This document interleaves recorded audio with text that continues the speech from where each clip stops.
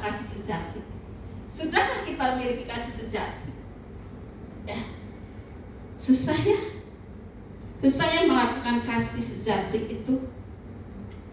Nih, anak-anakku malah kita mengasihi bukan dengan perkataan. Kita baca lagi ayatnya 1 Yohanes 3 ayat 18 tadi. Ya, kita ya di sini benar-benar kita harus jadi pelaku firman. Anak-anakku, malah kita mengasihi bukan dengan perkataan dan atau dengan lidah, tetapi dengan perbuatan dalam kasih dan kebenaran. Kadang-kadang Ibu terkasih, beberapa hari yang lalu saudara kita Bu Eva itu kos di mana itu? Sadewa, di mana itu? Barata nomor 7. Waktu dia telepon, Mami, karena beliau saya anggap saudara saya sendiri, anak dia itu menganggap saya maminya. Mami, saya harus keluar dari kosan ini. Apakah saya akan tinggal diam? Saya sebagai gembala, juga sebagai sahabat, sebagai orang tua. Apakah hati kita akan tergerak atau tidak? Apakah asa bodoh lah Bu Eva, silakan keluar Tuhan aja.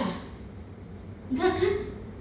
Saya jujur terkasih, saya cuma pegang firman Tuhan, jujur aja. Saya waktu Bu Eva telepon, jujur saya nggak ada duit. Jadi gimana Bu Eva? Jadi saya harus keluar. Akhirnya kita teleponan sama yang jaga kosan itu. Dia cerita bla bla bla bla. Oke, kasih waktu 3 hari. 3 hari baru terus kasih harus keluar. Nggak cerita.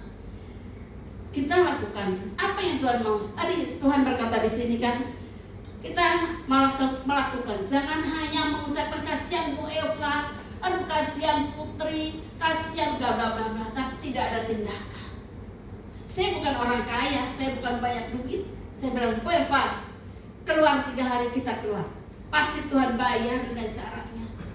Iman, harapan dan iman itu ada sangkut pautnya. Kita punya pengharapan pada Tuhan, kita imani pada Tuhan. Kita memiliki kasih, lakukan kasih itu. Tanggal Bapak terkasih, saya waktu cari mobil, tidak ada yang bisa kan. Aku juga telepon ke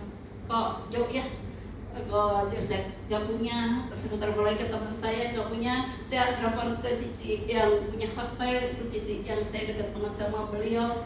Dia bilang gak ada, semua bilang gak ada. Ya udahlah, saya puji Tuhan. Memang sih saya tahu mereka pada nggak ada karena memang mobil kayak seperti saya kan nggak bisa dinaiki banyak barang. Nah puji Tuhan, singkat cerita saya telepon Ko Agus pas waktu mau pergi. Dia bilang ada, ambil saja. Tapi puji Tuhan, Bu Eva udah punya mobil yang buat ngangkut barang, itu anugerah Tuhan. Bapak terkasih, kita harus melakukan kasih itu tidak hanya di mulut kita.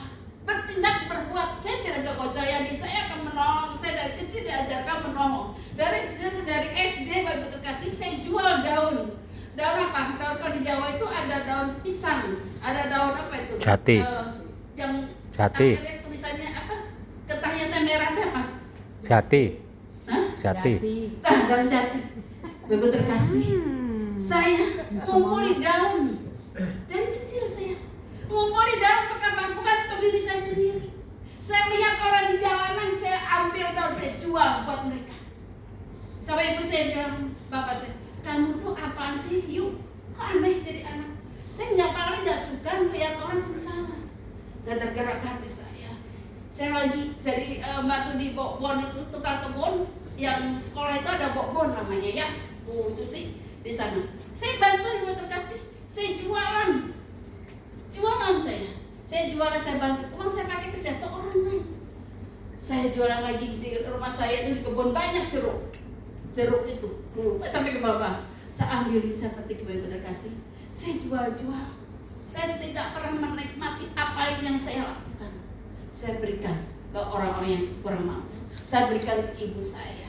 Saya kerja pun tidak pernah menerima uang itu, saya kasihkan ke ibu saya, ke keluarga saya. Lakukan kasih tanpa perbuatan sia-sia, kasih tanpa perbuatan mati. Itu benar-benar lakukan. Jadi kita harus melakukan. Apalagi ada orang sakit, Bapak terkasih, kita harus terus datang dengan dia. Doakan. Selama kita masih bisa melangkahkan kaki, saya jujur, saya walaupun saya sakit waktu saya di ICU, Bapak terkasih, saya sudah bisa keliling, masih pakai infus, saya masih pakai baju pasien. Saya bilang, dok, saya mau mendoakan orang. Masih pakai baju pasien, saya keliling, Bapak terkasih, karena saya tidak mau diam, saya tidak mau diam begitu saja, harus jalan. Dan jalan. Saya bilang ke orang-orang di ICU, kita akan pulang ya. Besok kita pulang bareng-bareng, tapi tidak pulang ke surga, tapi kita pulang ke rumah kita masing-masing. Itu keluarganya, amin. Nangis mereka, Bapak terkasih. Nangis. Saya lakukan seperti itu. Saya datang ke sana, saya datang ke ruangan satu dengan yang lain, pakai baju, masih pasien, masih pakai infus. Itu panggilan Tuhan. Katakan kasih itu perbuatlah. Saya cuma di mulut kita. Kasih itu berbuat. Poin ke-1 yang kasih yang sejati, yaitu kasih sejati tidak hanya diucapkan tetapi dilakukan. Itu poin ke-1.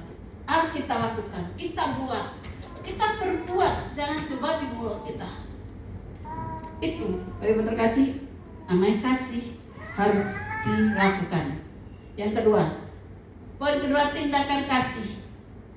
Ya, tindakan kasih apa? Kasih itu harus bertindak. Tidak hanya diam, tapi memberi. Berilah semampu kita. Kalau kita tidak bisa memberi materi, berikanlah doa. Berilah kata-kata yang indah, kata-kata yang menguatkan. Jangan sebelum pakai sebelum orang gini-gini, sebel, jengkel, geram. Jangan. Jadi tindakan kasih, bertindak, berbuat. Ya. Yuk kita baca firman Tuhan ini, Yakobus 2 ayat 15 sampai 17.